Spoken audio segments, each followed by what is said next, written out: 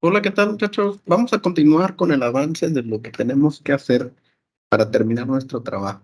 Llegamos a este punto, este es el capítulo número 3, el inicio de, y el primer apartado tiene por nombre tipo de investigación. ¿Cómo hemos llegado hasta aquí? Y esta es la parte que para mi gusto es muy importante, no nada más hacer por hacer, sino tener presente qué estoy haciendo. Primero que nada, nosotros partimos de una pregunta. Esta pregunta, a su vez, nos permitió sentar las bases de la inquietud que nosotros tenemos, proponerla de una forma, por ahí tenemos los videos anteriores, y como tal, toda pregunta exige cuando menos una respuesta. Sin embargo, en los apartados anteriores que nosotros hemos hecho, nos damos cuenta que proponemos hasta tres respuestas. Lo tenemos configurado de esta manera. Yo te invito a ver los videos anteriores si es que ahorita al estar viendo esto no te suena de qué estoy hablando. ¿Qué va a pasar ahora entonces? Nosotros necesitamos decirle a nuestro lector que estas tres posibles respuestas son las que nosotros vamos a estar tratando de confirmar o bien de desechar. De manera que una de ellas se tendría que acercar demasiado a la realidad por la forma en que están configuradas. O bien pudiera llegar a ser una de las situaciones donde ninguna de las tres sea la que se acerca a la realidad. ¿A qué me refiero con la realidad? A contestar esta pregunta que es la que nosotros en un momento enunciamos y dijimos que le queremos dar respuesta. Ojo, pudiéramos pensar que nuestra directriz son las respuestas, es decir, las hipótesis, o bien que nuestra directriz es la pregunta. Si bien en un sentido bastante amplio sí pudiera ser esto, sin embargo, nosotros necesitamos tener bien presentes que nuestra verdadera directriz, es decir, la que nos marca la pauta, es el objetivo general. Si te das cuenta, la forma en que estuvo propuesto el objetivo general y lo tienes en un video anterior, iba muy de la mano con la pregunta. Si recordamos, las dos cosas son casi lo mismo, nada más que una está configurada en forma de indagación, en este caso la pregunta, y otro está configurado en una forma de una afirmación, empezando por un verbo, es decir, te da una tarea a realizar. Todo lo que yo voy a hacer en este capítulo número 3 debe de atender al objetivo general. Lo que yo debo de estar siempre indagándome es lo que estoy proponiendo ayuda a cumplir el objetivo general. Si la respuesta es sí, quiere decir entonces que estoy caminando sobre una misma línea. Sin embargo, si algo de lo que yo propongo no ayuda a que se genere, a que se logre el objetivo general, entonces quiere decir que eso muy probablemente esté saliéndose de la línea y por lo tanto necesitaría revisar si en verdad es pertinente ponerlo o no ponerlo. Bien, dicho esto, entonces nosotros necesitamos decirle ahora a nuestro público cómo le voy a hacer, qué ejercicio voy a proponer, es decir, qué proceso voy a llevar a cabo para poder comprobar HI, HO, HA o bien que ninguna de las tres es la respuesta, dando así finalización al objetivo general y dando así respuesta a la pregunta que en algún momento yo planteé.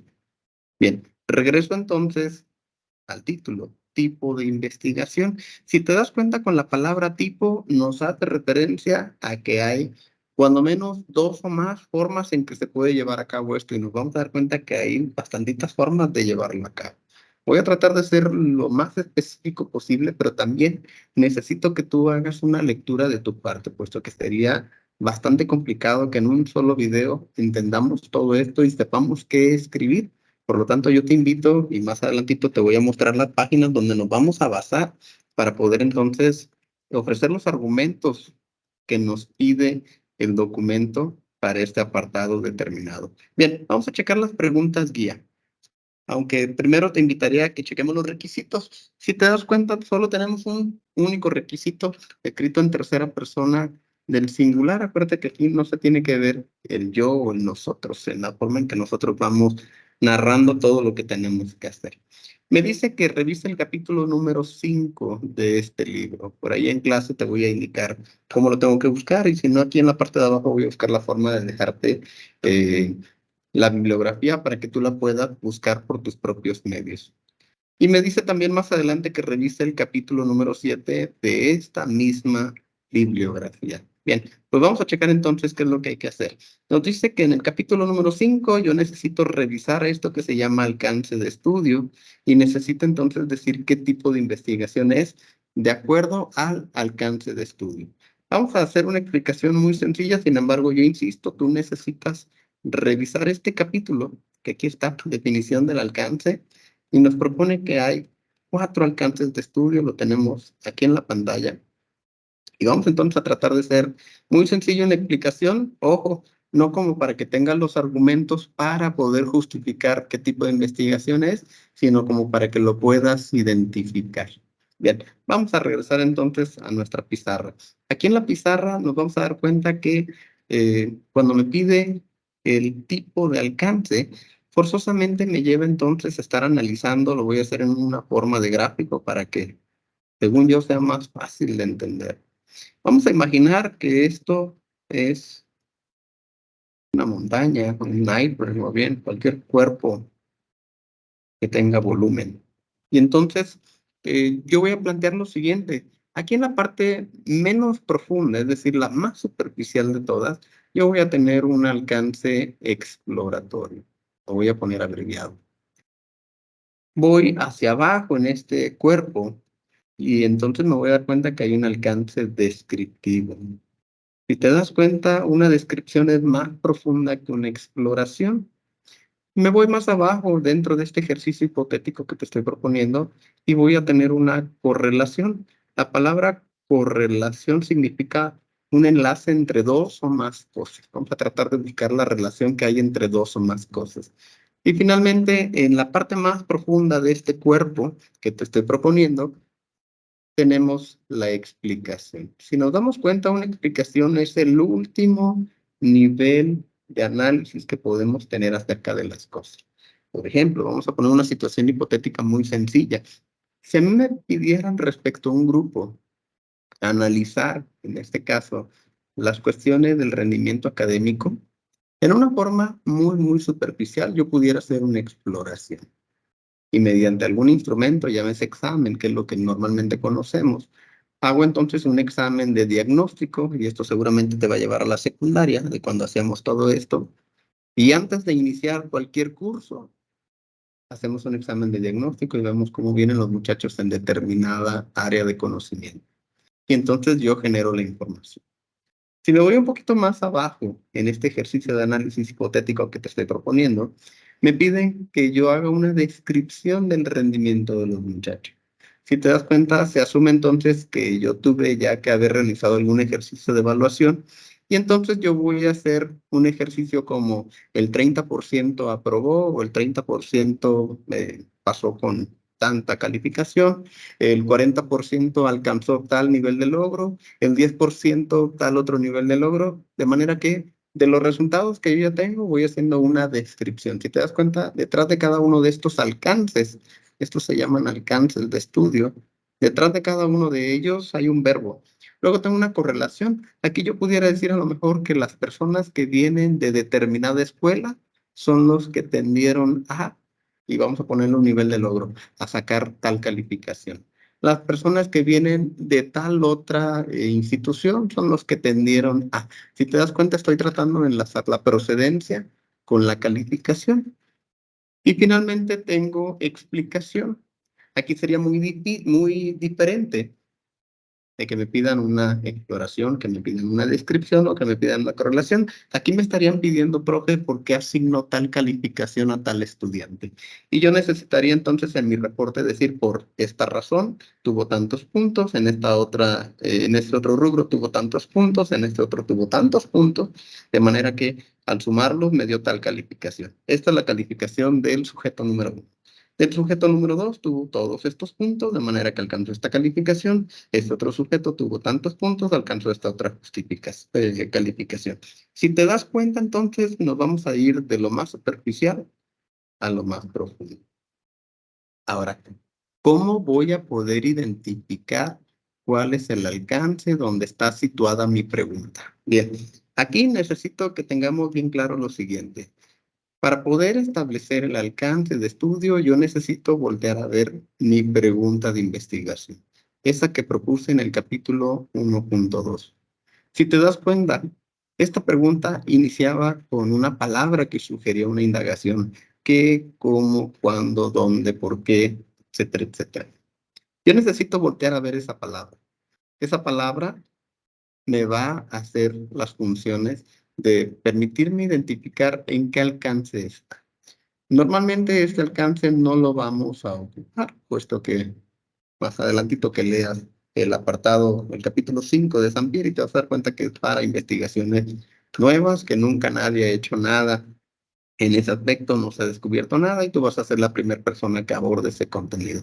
Difícilmente, por los tiempos en los que estamos y las propuestas que vamos nosotros a realizar, estaremos en un alcance exploratorio. Por lo tanto, yo te invito a que este lo descartemos.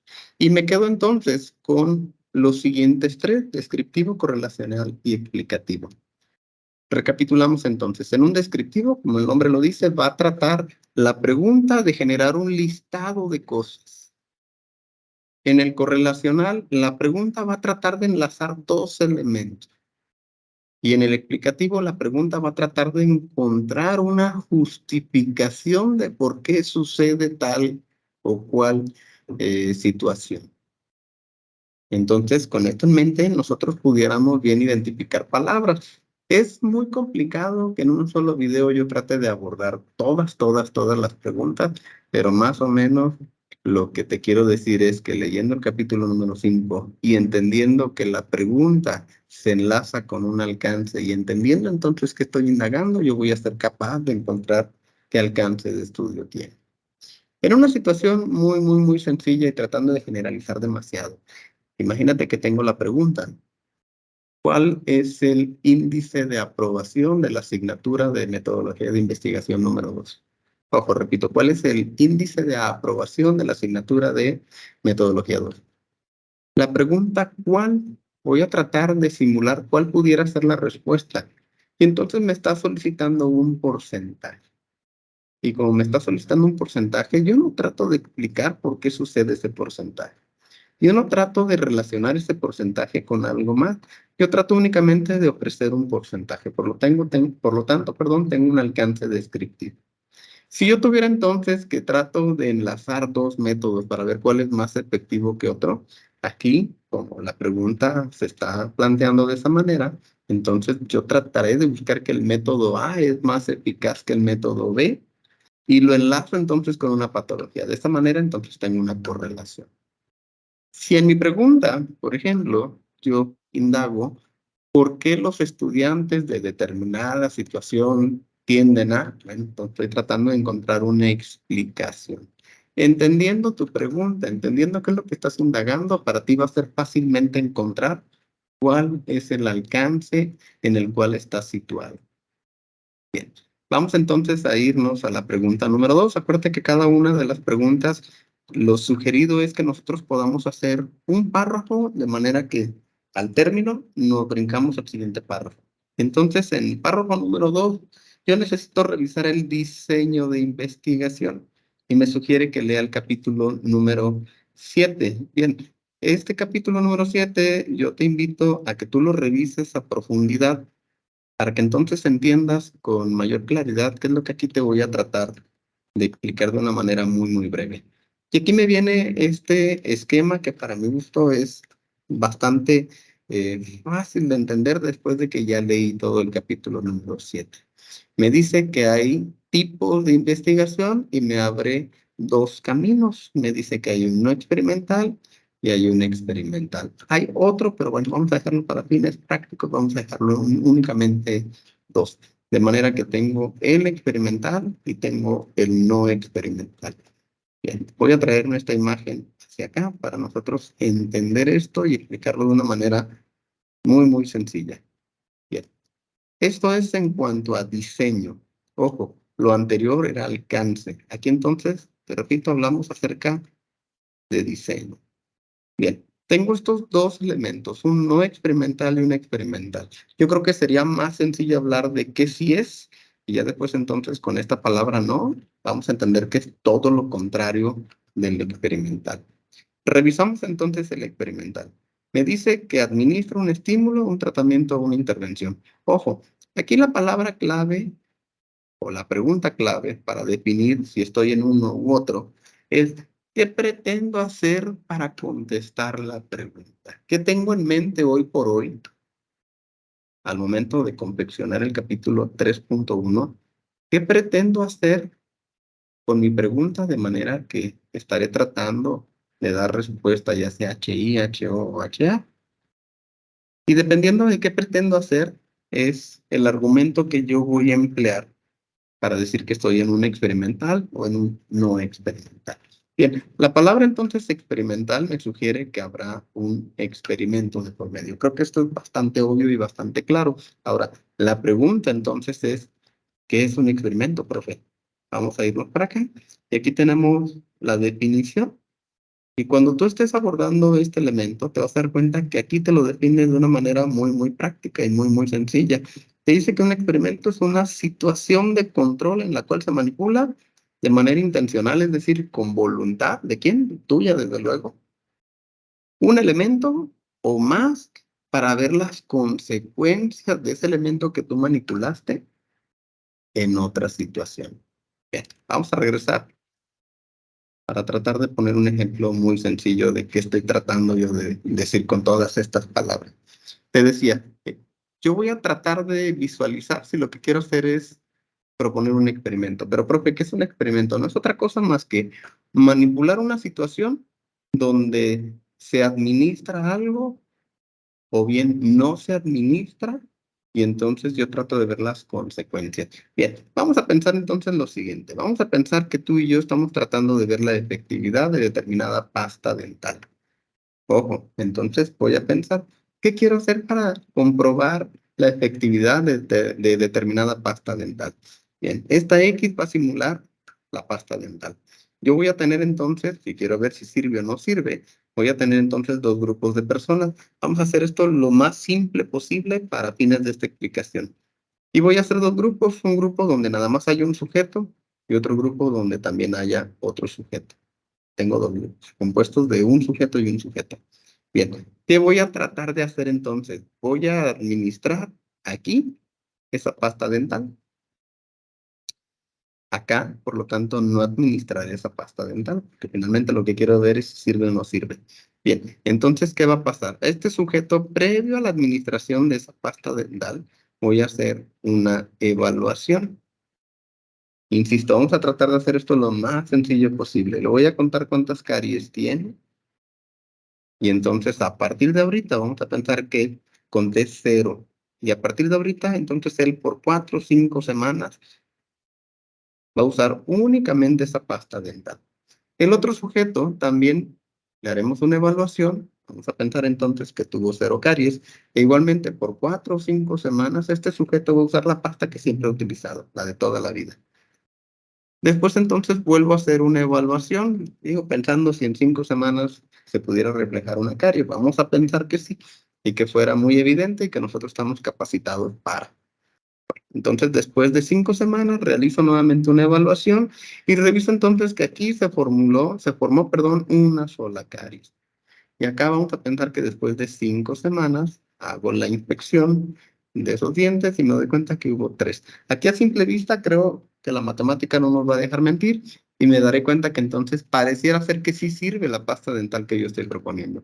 Y por otro lado, no sirve la otra pasta dental que normalmente utiliza el sujeto número 2, pero no me voy a quedar ahí nada más. Van a pasar otra vez el mismo número de semanas por los dos lados y voy a volver a realizar una evaluación. Y al final vamos a pensar entonces que aquí se quedó en una sola caries, y acá vamos a pensar que después de las otras 5 semanas se quedó en 6 caries. Entonces aquí yo manipulé la situación. Si te das cuenta, a uno le administré mi pasta dental y al otro no le administré mi pasta dental. Entonces, en la matemática que estoy haciendo aquí en este ejercicio tan, tan, tan simple que te estoy proponiendo, pareciera ser entonces que 1 es mucho menor que 6, por lo tanto, así en un ejercicio muy sencillo, yo te pudiera decir que sí, sí conviene utilizar la pasta dental X, porque me generó menos caries después de 10 semanas que la otra pasta dental que me generó 6 caries después de 10 semanas.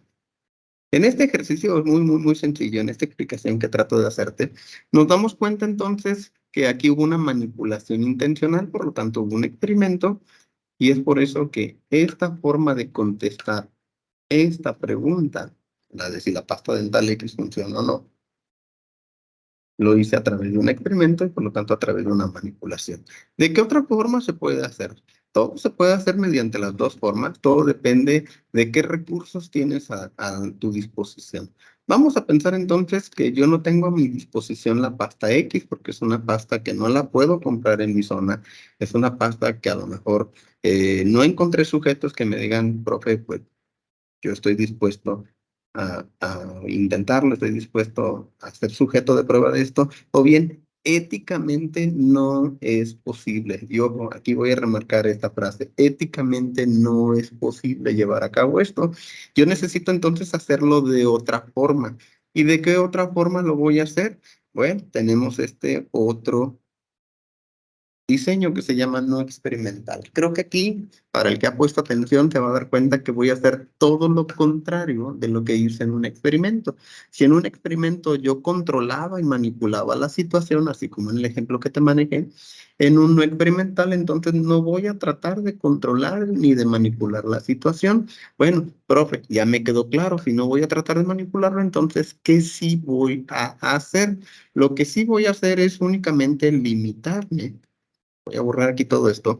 Únicamente voy a limitarme a estar haciendo una observación y una medición de las cosas así como están, sin pretender yo manipularlas, perdón. ¿Y cómo va a ser esto? Bien, tenemos entonces para tenemos algunos instrumentos que nos van a ayudar.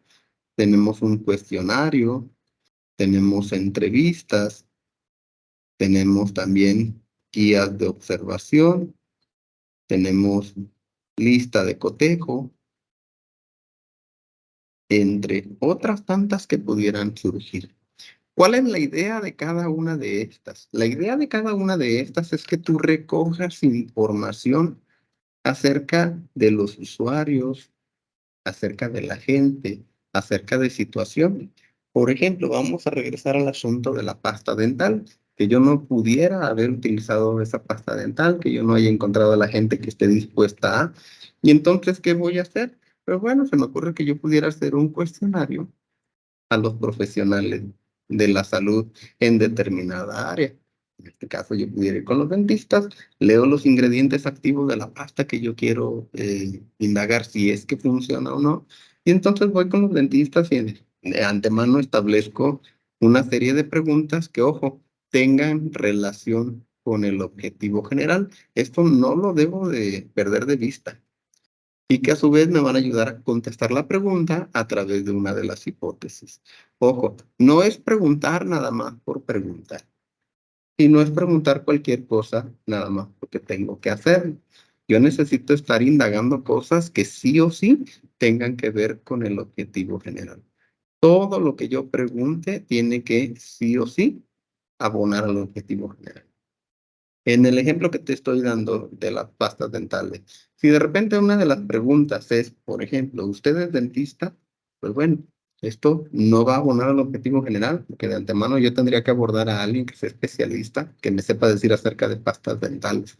Si yo le pregunto, ¿cuánto gana? Pues bueno, esto tampoco tiene nada que ver con el objetivo de conocer si funciona o no funciona determinada pasta dental. Ojo y repito, no se trata de preguntar nada más por preguntar. Hay que preguntar teniendo en mente el objetivo. ¿Y qué cosas pudiera yo hacer? Se me ocurre que leo los ingredientes activos porque ya lo busqué en mi marco teórico y empiezo a checar qué ingredientes activos tiene la pasta X. Y entonces voy con el especialista de la salud en determinada área y empiezo a indagar acerca de los ingredientes activos. Empiezo a indagar acerca de su experiencia con determinados ingredientes en la pasta.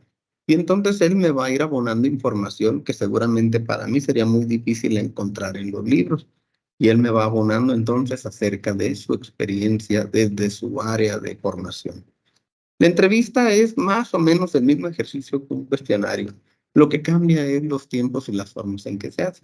Mientras que el cuestionario se lo puedo administrar digitalmente a través de un formulario o bien físicamente a través de una hoja y que esta persona entonces me esté contestando, ya sea a través de ABCD o bien ya sea a través de preguntas abiertas. En la entrevista, pues bueno, significa que yo de alguna manera estaré cara a cara, ya sea físicamente o ya sea por algún medio de comunicación digital, y le está haciendo las preguntas como si fuera una plática, en forma de preguntas y respuestas. La guía de observación no es otra cosa más que de antemano yo tener preconfiguradas las cosas que necesito observar de determinado suceso. Y una lista de cotejo no es otra cosa más que un listado de cosas que tendrían que ocurrir para entonces verificar si están presentes o están ausentes. Estoy segurísimo que si buscamos ejemplos de guías de observación en Internet y listas de cotejo, vamos a tener bastantes ejemplos.